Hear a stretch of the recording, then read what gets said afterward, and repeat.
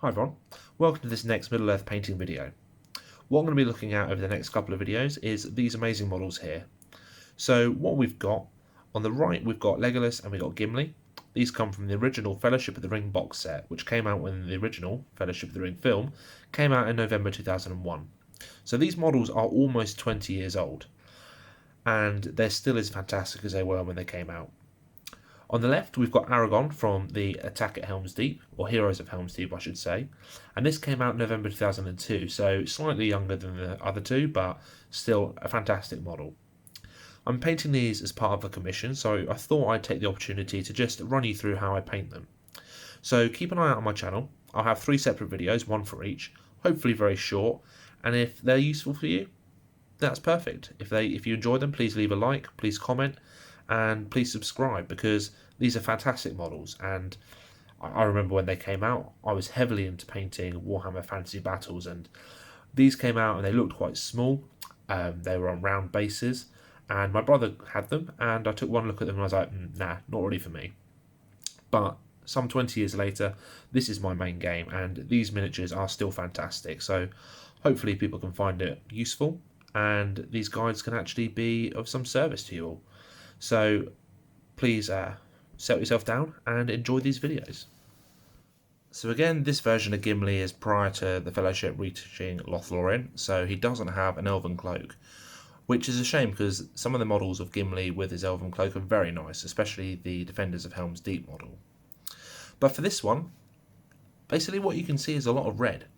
So the majority of the fabric that he's wearing is a very dark red, almost to the point where it's brown. So for this, we'll start off with, I believe this is game colour. It might be Bloody Scarlet or just Scarlet. It's a very nice dark red as a starting point and takes washes very well. So this is always a nice place to start. For his boots, his arm braces and parts of his helmet, which are brown, I'll be using model colour chocolate brown. Again, as I mentioned before, that's a very nice brown colour as a base. The face, what you can see in there, which is very little, will be model colour basic skin tone. As I mentioned in a lot of videos, that's what I use as a starting point. Anything that's going to be metal, so for example his axe, parts of chainmail which are showing through, they're going to be painted with model colour black grey. Very good for starting off before a dry brush. And then for his beard, I'm actually going to be using game colour Beastie Brown. It's a good starting point for ginger hair, orange hair. You use the brown, then you slowly add a little bit of orange each time to highlight it. So that's effectively it for the base colours. What I'll do is I'll go away and I'll apply the base colours, then I'll come back and we'll start talking a bit more about washes. It's a very simple process, but it's always good to talk through it. So I'll be back shortly and we'll carry on from there. So the base colours are down, and you'll be very right if you said that it's an absolute mess at the moment. But that's okay, because all we've really done is just block the base colours in. We're not adding any details, we're not paying attention to any fine points, it's just literally put the colours down and get them all where they need to be. From this step, we then go on to apply some washes. So first up, I'll be applying some flesh wash on the face. This has got a helmet on it, so we're not going to see too much of the face, but the wash does get into the crevices and help sort of define where the eye sockets are, for example.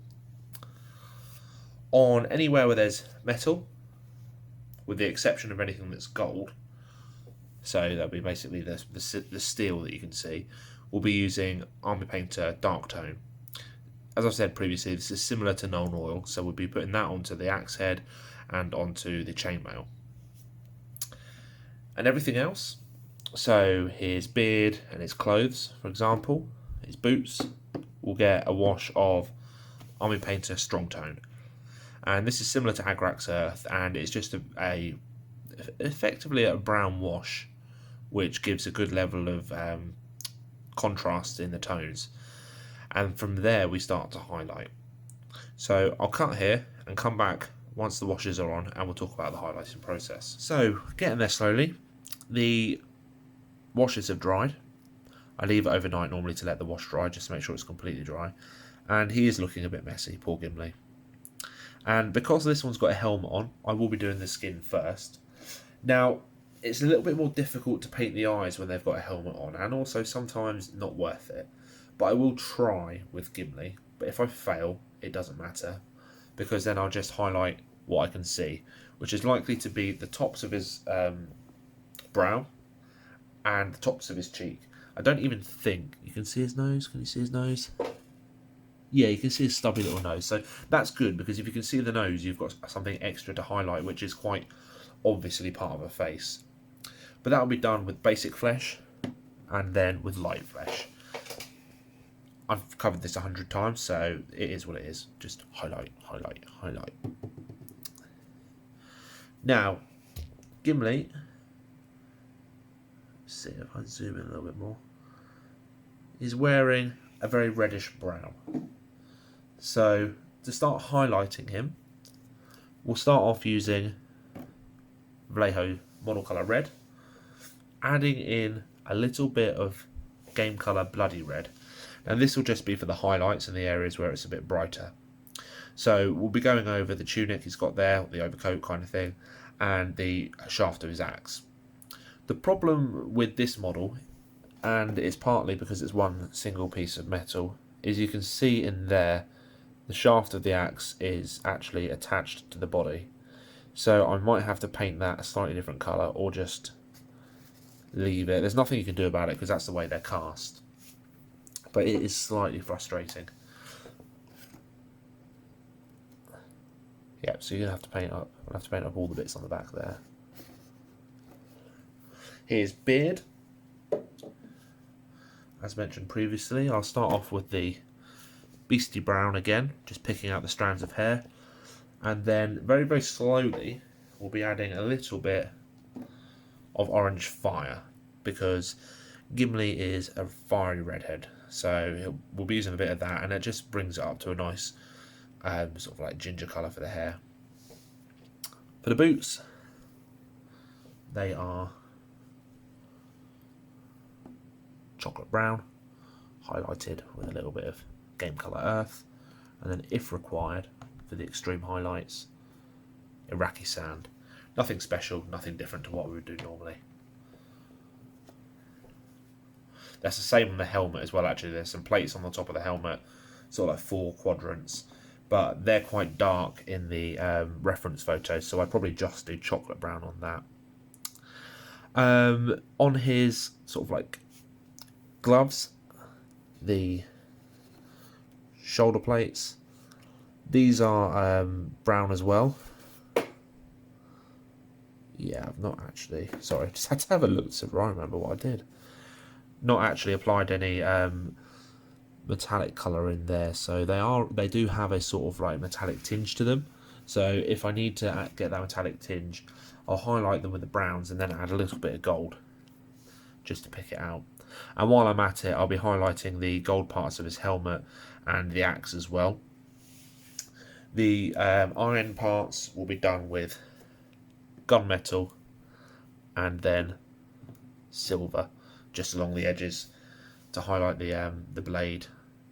There are some detailing bits down the bottom here. Now I could try pick that out with a little bit of gold, but it's quite tricky because the model is absolutely tiny. So I might see what I can do. I'm not really too sure how far I'll be able to take it. On his back, Gimli does have this bedroll here, so I'll quite possibly just highlight that with some grey, just so that it stands out a bit. And the chainmail will just get a highlight again of the gunmetal, like I mentioned. But that'll just about finish him, really. I mean, he's so tiny, not a lot of different colours, and not a lot of difficult techniques. So I'll go ahead and get it done, and then when we come back, we'll see exactly how the finished item looks. So here's the final, but by no means the least important member of the 3 hunters that I've been working on. Now, I love Gimli as a character, I love Gimli as a model, and there's some fantastic Gimli models out there, and if I was to rank them, this one unfortunately ends up towards the bottom. It's nowhere near as bad as the Plastic Mines of Moria Gimli with his sort of like 6-foot arms, But compared to the Gimli that you get from, I think it's the Heroes of the West box, and the Ambush at Amon Hen, and the new plastic 3 Hunters, this one's doesn't quite rank up there as highly. But that doesn't mean that it's bad. This is still a great model, really, when you consider this is over 20 years old now. This came out with Lord of the Rings, with Fellowship of the Ring when it first came out, and can't really complain. I mean, so since the last video, we've gone through and we've highlighted up, and I highlighted on his tunic and his axe along here with red. Often you look at the reference pictures, it looks like he's wearing a red brown, but I always struggle to get that correct. I end up being either too brown or too red, and I think Gimli generally looks better wearing red than he does brown, so that's kind of where we've ended up. I highlighted his beard, as mentioned, sort of like trying to pick out the strands of ginger hair so that it looks quite nicely plaited. Put some gold in his beard because there's I think there's like gold rings in his beard. Did a slightly different colour for the gloves he's got on and his shoulder pads to try and make them stand out a little bit. On the new plastic 3 Hunters, I know they've sculpted the detail that's on his shoulder pieces here, so I've tried to match that with sort of like short, small lines of gold paint. Also done the gold trim around the bottom, picked out the gold details on his helmet and on his axe at the back. He's got this sort of bedroll on the back, so I just highlighted that the same colour as I did his boots because it's a nice detail. And it's a good opportunity to actually get some sort of like cloth shading on the cloth there, which is quite nice from a distance. Again, added some gold pieces into his hair, and I love this model. I got to admit, it's not the greatest Gimli. I did actually, for the first time on a model like this, paint the eyes, and I think they've come out very nicely. I don't often bother trying to paint eyes in helmets, but this one, it's just worked perfectly, especially with the face. So very happy with it. I like it a lot, and he's ready to smash some orc skulls. So that concludes the painting guide for this, and with it concludes the painting guide for the 3 Hunters, really. So thanks for watching. Hope you found it interesting. Like, comment, subscribe, share, do whatever. I'm going to be doing some more of these, so hopefully I'll be speaking to you all again soon. Bye.